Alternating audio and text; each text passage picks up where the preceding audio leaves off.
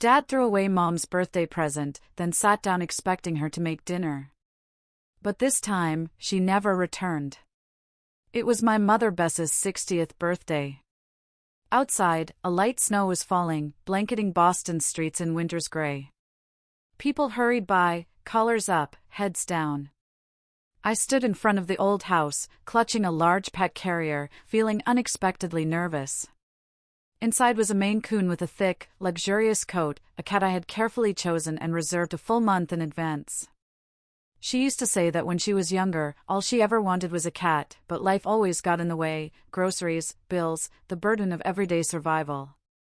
Every time we passed a pet store or saw someone cradling a kitten, she'd stop, watch quietly for a moment, then whisper, "I wish I had one like that." So, this time, I made it happen. When I stepped inside, she was in the kitchen, scrubbing the stove. She turned at the sound of my voice, her eyes lighting up the moment she saw the carrier in my arms. "Is that?" I nodded. "Happy birthday, Mom. You always said you wanted a cat to keep you company." I remembered.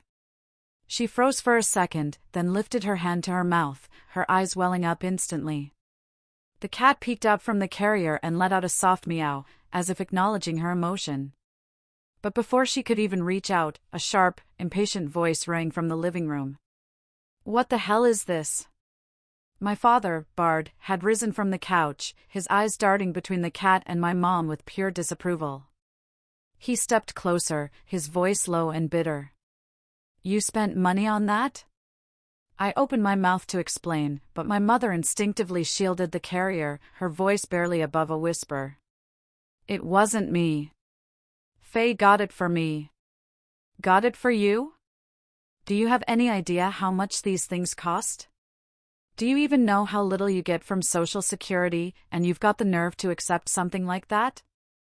His voice rose, sharp and cutting.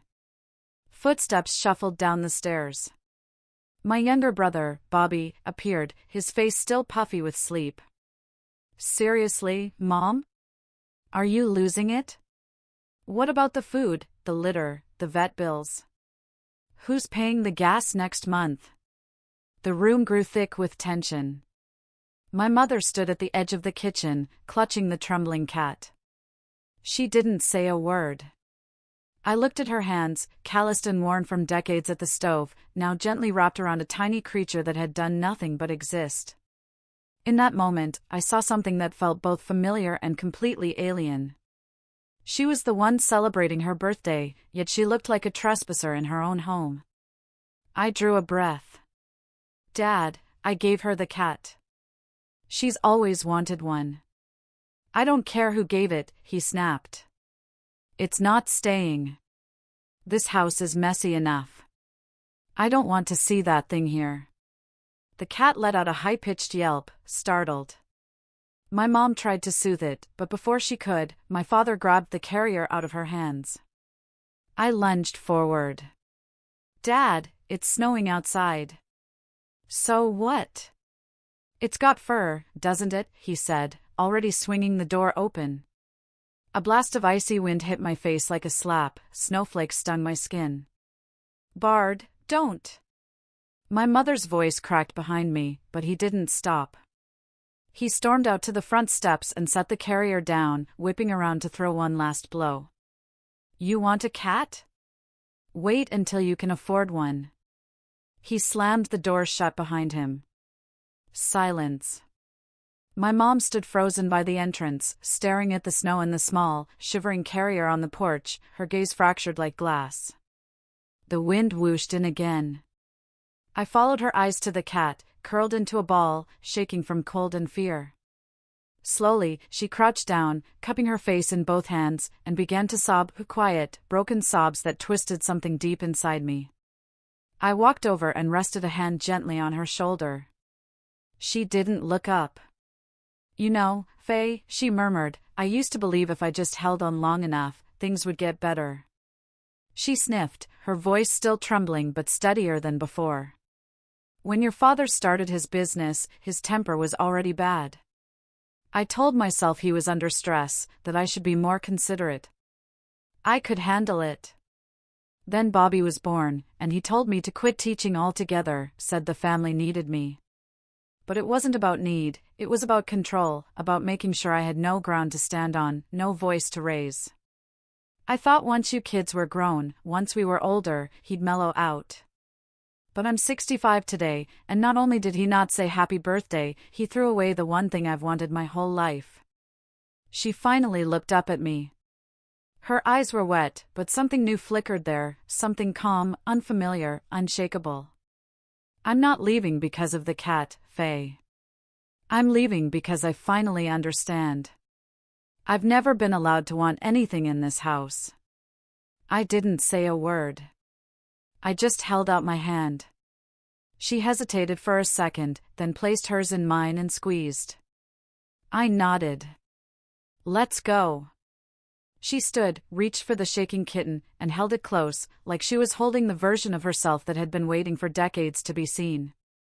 The door closed behind us with a soft click. No one came after us. No one called her name. The snow kept falling. The wind was still biting. But for the first time, I knew my mother was finally walking towards something that looked a lot like freedom. That night, we rushed to a 24-hour emergency vet clinic.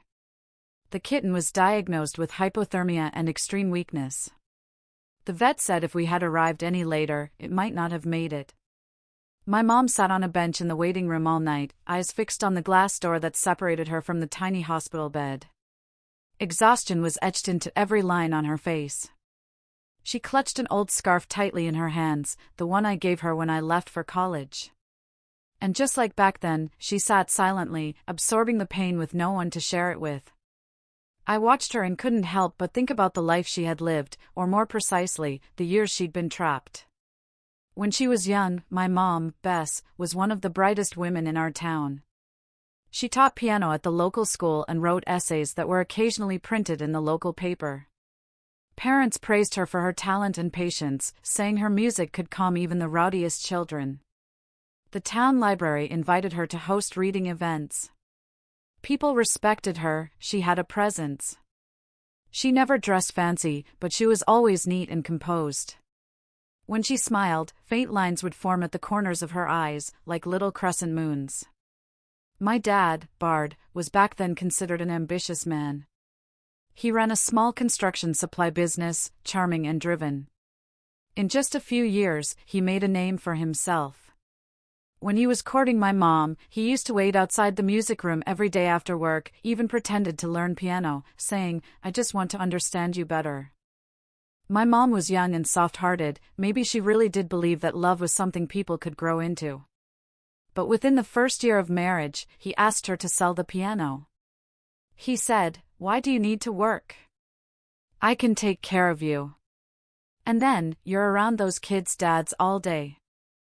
I don't like it." She stopped teaching piano, stopped writing too. He said writing didn't bring him money, said it was a waste of time. She gave in, quit her job, got pregnant, gave birth to me, and then my brother. At first, she tried to push back, but every argument ended with Bard going completely silent for days, no talking, no eating, no helping with anything. The house would turn into an icebox of quiet tension. She was always the one to give in, not because she was weak, but because she didn't want me and my brother to grow up in a war zone. When I got a little older and more aware, I once asked her, "Do you regret it?" She gave a tired smile. Regret doesn't stop the days from coming. Then she turned and went back to the kitchen. Her life ran on a loop, up at 6 o'clock, coffee brewing, toast warming, school drop-offs, laundry, cleaning, cooking, tutoring my brother, clearing the table, taking out the trash, wiping the windows. At night, she'd get maybe 10 minutes to herself on the balcony, looking out over the scattered lights of our small town, standing completely still. Once, I got up late for water and saw her there, alone. In her hands was a faded old notebook.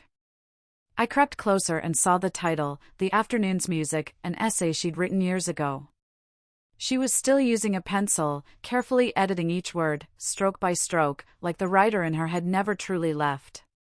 That's when I realized she wasn't someone who settled for a small life, she was someone pulled under by it. It wasn't that she never tried to break free, but every time she reached for something more, she was told, the kids are still young. And every time she dared to push back, she was smothered with, don't bring trouble into this house. When my brother was born, Bard looked her dead in the eye and said, don't even think about working again. You got 2 kids now. I bring in the money, you handle the house. He didn't ask, he declared. And she nodded, saying only, I understand. Then she wiped down the digital piano that had seen her through countless nights and gave it away to the neighbor's kid. Later, I asked, why didn't you keep it? She said, your dad thought it was in the way. She didn't cry, he didn't yell. She said it so quietly, but my heart sank inch by inch. I remembered something she once wrote before getting married, I want my life to carry more than the scent of a stovetop. I want ink on paper and the warmth of piano keys. But from the day she married my dad, all she got was the stovetop. She'd thought about leaving, I knew that. One time, Bard came home drunk and screamed at her, go ahead and leave me. See how far you can get. You'll probably be begging on the street by morning.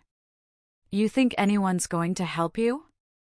She stood in the corner like a nail almost pulled from the wall, frozen. I was just a kid then, too young to know what begging really meant. I only knew Dad was yelling, and it scared me. I ran to protect her, but she gently pushed me behind her and said, it's okay, he's just drunk. But she was the only one who'd ever really been sober, the only one who saw things clearly. The tragedy was no one ever let her live in that clarity. That night, for the first time, I truly saw what was in her eyes, a deep, heavy loss. It was as if she'd spent the last 30 years living under someone else's roof, and now, finally, she was ready to stand up. The day my mother finally moved out of that suffocating house, the wind was colder than it had been all week. Bess wore her faded cotton coat, its fabric thinned from years of washing. Her posture was brisk, almost startlingly so. She didn't glance around the house one last time, didn't double-check the drawers or cabinets, didn't linger at the door. She simply held the frail cat close to her chest and walked out. I carried an old leather suitcase beside her. Inside were a few changes of clothes and a small red storage box, something she'd kept to herself for 3 decades, her only private space in that house. Even Bard had never truly looked inside. By the time we unloaded everything into her new apartment, dusk had fallen. It was a modest place near the ocean, just 10 minutes from where I worked. The apartment wasn't big, but it was clean and bright, with a faint scent of sea salt in the air. Through the window, you could see a sliver of the horizon, and on clear days, sunlight would spill across the kitchen floor in golden angles. Mom settled into the fabric couch in the living room, the kitten curled into a ball on her lap.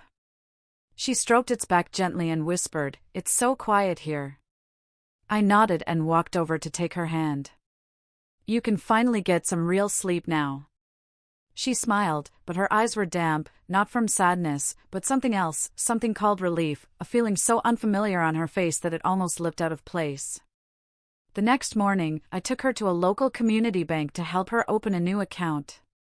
We were standing at the counter when a thought suddenly struck me.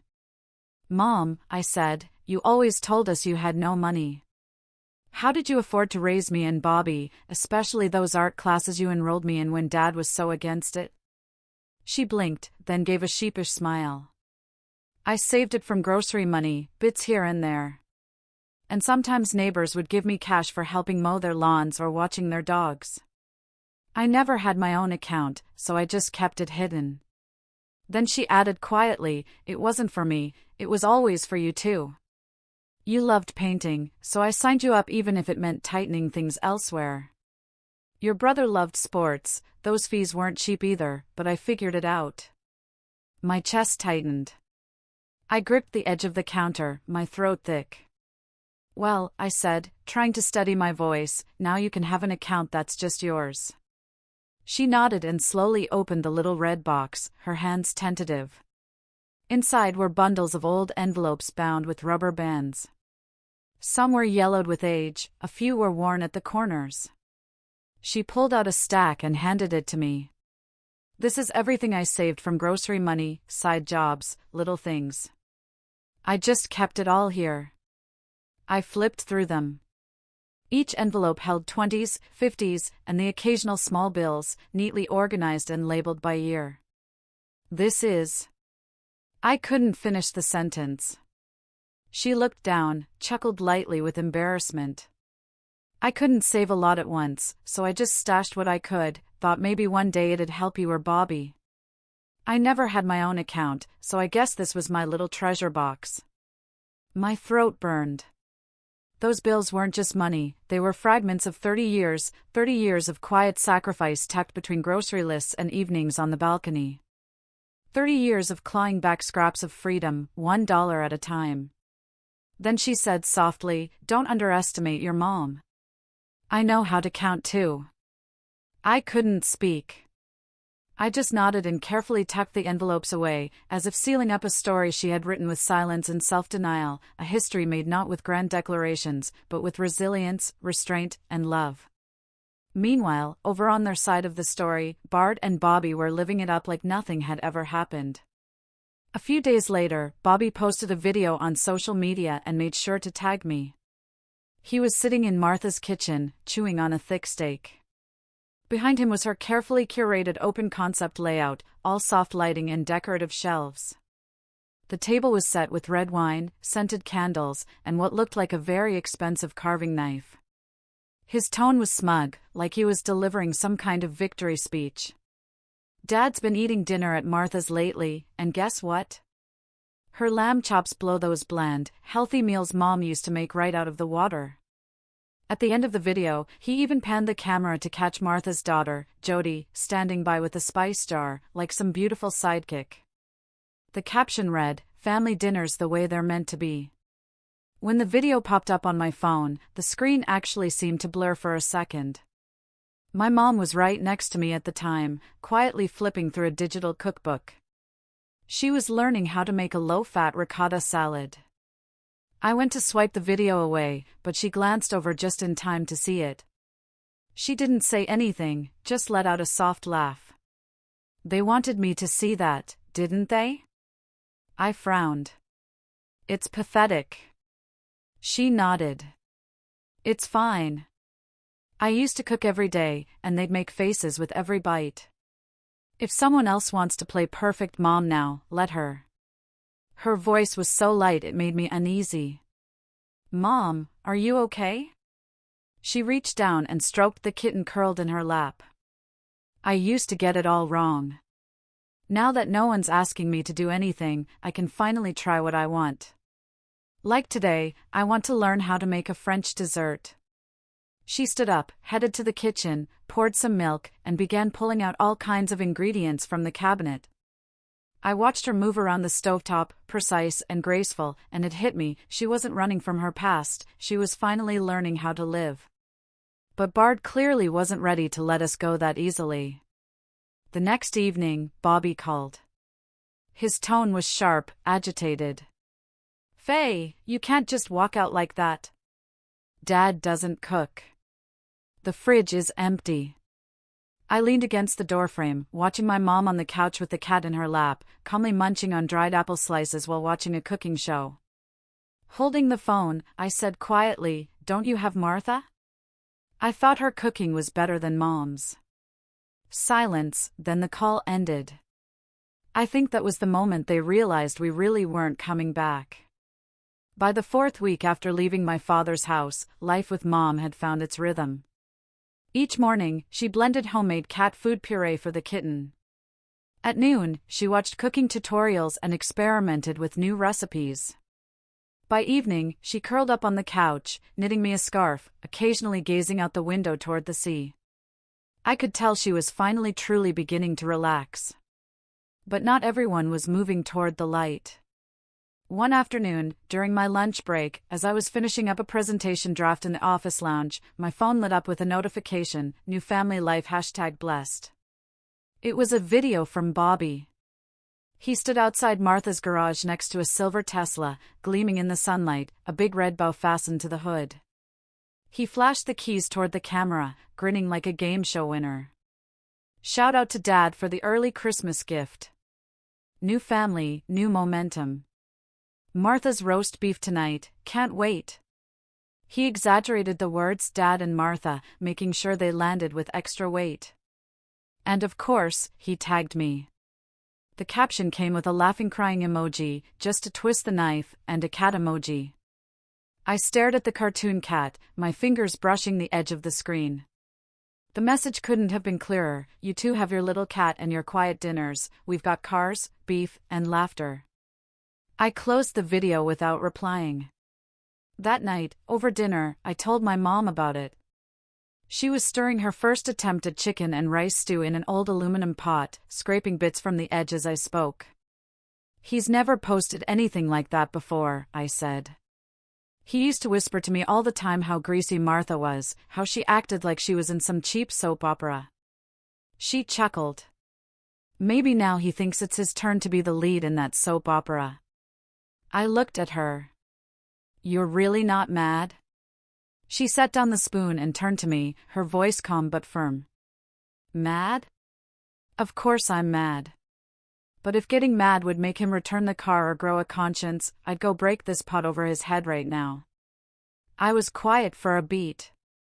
She continued, but you know what matters more? I'm done spending my time being angry. I gave them 30 years. The next 30 days, 30 months, those are mine now.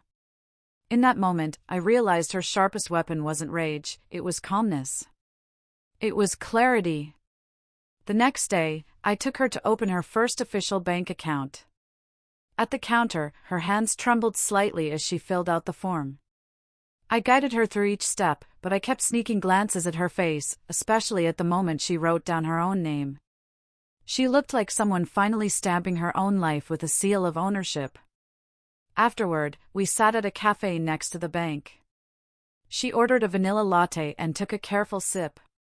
This $5 coffee, she said, I never let myself buy it before. But now I have my own account, I can. I smiled. And that money in your account? You earned it, one lawn mowed, one stitch at a time. No one gets to tell you what to do with it. She nodded. In that moment, she looked like a new driver clutching a license for the first time, nervous, excited, but glowing. But before our new life could truly take off, the old one reached out to tap us on the shoulder. That afternoon, I got an email from Bobby. Attached was a scanned letter signed by my father, Bard. This property was purchased independently before the marriage. It does not fall under her marital assets. If she wants to come back, she better forget about the money. Along with it was a photocopy of the deed with one line underlined in red ink, owner, Bard Miller. In the body of the email, Bobby had written, Faye, I know things might be tough for you and Mom right now. Dad said if you both take some time to think it over, maybe coming home isn't off the table. Leaving in a huff is easy, but it's smart to know your limits. That house is still where you both belong. Polite, soothing, at least on the pretended surface, like he was auditioning for the role of family mediator. But underneath it all was that same old smugness, no matter how far you go, the power is still ours. I almost laughed. Apologize? He really thinks he's some kind of monarch. I forwarded the email to Mom. She read it once, said nothing, and set the phone aside. Then she quietly walked into her room. A few minutes later, she returned with an old photo album. She set it in front of me and opened it to the first page, a photo of her at 22, wearing a pale pink suit, performing at the town's music festival. She was on stage, eyes lit up like stars. She said, that year, he sat in the front row and said, if you marry me, you'll never have to worry about money again. She paused, then looked at me with a clarity that sliced the air between us. Now I know what he meant was, whatever you want, I'll be the one to decide if you get it. I nodded. It's time we talked to a lawyer. By the time we left the law office, the sky had already darkened. Mom stood on the balcony, holding a printout in her hands, her full name at the top, followed by the preliminary details of her divorce petition. She stared at it for a long time, then said softly, you know, Faye, this is the first time in over 20 years I've ever written just my name on an official document. I didn't say anything. I simply stepped beside her and stood quietly.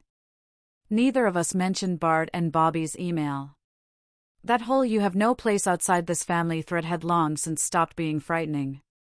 It had become something else, confirmation. Confirmation that we no longer belonged to that house. The next morning, Mom was up before me. She wore a pale blue button-down shirt and was frying eggs in the kitchen, humming softly to herself. The tune was quiet but tender. "What song is that?" I asked. She smiled a bit shyly. "Something I used to play when I taught piano. I think it's the opening to Clair de Lune." Then she paused, as if remembering something. "Do you remember that old keyboard case from the move? Is it still in the cabinet on the balcony?" I nodded and pulled it out from the bottom shelf. Inside was a portable electric keyboard, worn with time but polished to a shine. "Your father made me give away the real piano," she said, gently brushing a key, "but I couldn't let go of this one. I kept it hidden on top of the closet all these years." That afternoon, she sat down and began to play. Her fingers were a little rusty, but the melody smoothed out quickly. Her back straightened, her gaze sharpened. Her hands moved like they were recalling a language she'd once spoken fluently. I sat on the couch, just watching her light return. She wasn't reminiscing, she was reclaiming. From that day on, she practiced for an hour every morning. At my suggestion, she started recording short piano clips and uploading them online. In the afternoons, she taught herself how to shoot, edit, and post videos. I even found her a volunteer opportunity at a local library, a small community gig where she could play soft background music for readers every Friday afternoon. On her first day, she was so nervous her palms were soaked, and she nearly brought the sheet music upside down. But once she sat down at the second-hand upright piano and placed her fingers on the keys, the uncertainty vanished. She chose Moon River. The music spilled from the speakers like the start of a dream. A single mom passing by paused and whispered to her daughter, "My mom used to play this when I was little." I haven't heard it in years. A man in a beret flipped a page in his book, paused, and turned back to reread it. Maybe the song had stopped him mid-thought. I filmed her from the corner and uploaded the clip to her new channel with the title, "My Mom Finds Her Music Again After 20 Years. To our surprise, it had over 600 likes in a week. One of the top comments read, "This Moon River is soaked in time. You can hear the life in it." When she read the comments, her eyes welled up. "You know," she said, "back when I taught, what scared me most wasn't having no students. It was playing in front of someone who'd say, 'What's so special about that?' But now I realize having someone listen and appreciate it, that's an extraordinary kind of happiness." I nodded. That night, she played longer than usual. Her final piece was her favorite, "What a Wonderful World." As she finished the last few bars, yes, I thought to myself, what a wonderful world. Her fingers lingered on the keys, then she whispered, "I think I'm ready to file the paperwork this week." I looked at her. Her eyes were calm. "Are you sure?" She nodded. "I always thought I couldn't live without that house.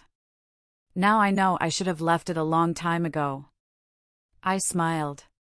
"Then I guess it's time we prepare for one beautiful fight." The day Mom filed the divorce papers was a bright, clear Monday. Sunlight poured across our apartment's small balcony, where the cat was dozing lazily by the window. Bess sat at the round table in a pale gray cardigan, carefully reviewing the legal documents I had printed out. Her expression was neutral, but I could see it. Her shoulders sat straighter than they had in months. When she signed her name, she paused for a second. "I can't even remember the last time I made a decision completely on my own," she said with a soft smile. "Well, this counts," I replied gently. That day, we officially initiated the legal proceedings. My friend Elena, a sharp and no-nonsense attorney, took on the case. She looked us squarely in the eyes and said, "You're not just getting a divorce, you're reclaiming everything that was taken from her." She promised to dig into every lead, trace every asset, and build a case that would not just be winnable, but unignorable. But before we could even send the formal demand letter, a phone call threw everything off course. It was Bobby. He sounded panicked. "Why haven't you come back yet? Dad's in the hospital." "Didn't you know?" I got to the ER waiting room as fast as I could. They told me it was a TIA, a transient ischemic attack, a mini-stroke. Mild, but serious enough to shake things. While filling out forms at the nurse's station, I saw Bobby slouched in a corner, scrolling through his phone and rhythmically kicking the chair leg. The moment he saw me, he sprang up and hissed, "You've been stressing him out. He's old. He can't take this. You both need to come home now." I stared at him. "You mean you want my mom to come back and take care of him? Or do you think getting sick suddenly erases 3 decades of what he did to her?" He flinched, didn't respond. Then he threw out something that momentarily took my breath away. "Mom's the one who abandoned us. She's the one who should take responsibility for all this." I almost laughed. My little brother, who lived rent-free in Martha's house, who bragged online about Teslas and lamb roasts, was suddenly the moral compass. "Your whole family might as well carve a statue for Martha at this point," I said, voice low but deliberate. "And now you suddenly remember my mom exists? Bit late, don't you think?" He turned without a word and walked back toward the ER. I didn't tell Mom everything, just said, "Dad's in the hospital. It's not too serious." She nodded, calm as ever. The next morning, she surprised me with a question. "If I gave up now, if I didn't go through with the divorce, do you think people would say I'm gracious? Forgiving?" Something in my chest tightened. She paused, then continued, "When I was younger, I thought being a good wife or a good mother was the only way to matter. But the more I tried to be who everyone wanted me to be, the more I disappeared." She went quiet for a moment, her gaze drifting toward the keyboard by the window. "After that library performance, a woman left a comment on my video. She said she used to sit with her son at piano lessons. He hated it, but she always dreamed of playing. When she heard me play Moon River, she said it reminded her of the girl she used to be." I grinned. "So you resurrected a mom's lost youth?" She smiled back. "Now I want to reclaim mine." I knew she had wavered, but I also knew that moment had made her steadier than ever. We scheduled another meeting with Elena to move into the next phase. Elena advised us to collect key evidence, focusing on 2 areas. The first, misappropriation of marital assets. Bard had used joint funds to purchase expensive items for Martha, a car, jewelry, home appliances, and more. And then, marital breakdown and psychological control, including financial coercion, lifestyle restrictions, and a persistent pattern of emotional neglect. I helped Mom dig through old records and credit card statements. We found joint account bills with large purchases, ones made while she wasn't even present. We also unearthed screenshots of early emails Bard had written to Martha. The language was intimate, and the dates aligned disturbingly well with family expenses that had always mysteriously gone missing. Elena reviewed the documents and nodded. "We've got more than enough." I turned to Mom. "Are you ready?" She took a deep breath. "This isn't a battle. It's a farewell to the version of me who stayed." That evening, after dinner, she played bridge over troubled water. As her fingers floated over the keys, she turned to me with a smile. "You'd be a bridge for me, wouldn't you, when I need it?" I smiled. "Always." She nodded. "I want to become that kind of person for myself too." Watching her play, I felt something shift, like a childhood memory reawakening. There she was again, the quiet, stubborn woman from my earliest years, the one who had always had music in her but never the space to let it out. Now, finally, she was playing just for herself. I'll never forget the weather that morning, cold but bright, like a blank sheet of paper, crisp and untouched, waiting for someone to write the ending. The courthouse was unusually quiet. Bess sat beside the plaintiff's table, dressed in her beige wool coat, her hair pinned up perfectly, her expression composed. She wore barely any makeup, except for a soft rosewood shade on her lips. Calm, resilient, and quietly resolute. I sat behind her, palms damp, but I didn't say a word. I didn't want to break her focus. Bart arrived in a dark gray suit, his expression grim. With him was his attorney, sharp-tongued, seasoned, and clearly expensive. Bobby didn't come, neither did Martha. Bart stood alone, like a general who didn't bring enough soldiers but still refused to admit he'd already lost the war. The judge was a woman in her 60s, wearing rimless glasses.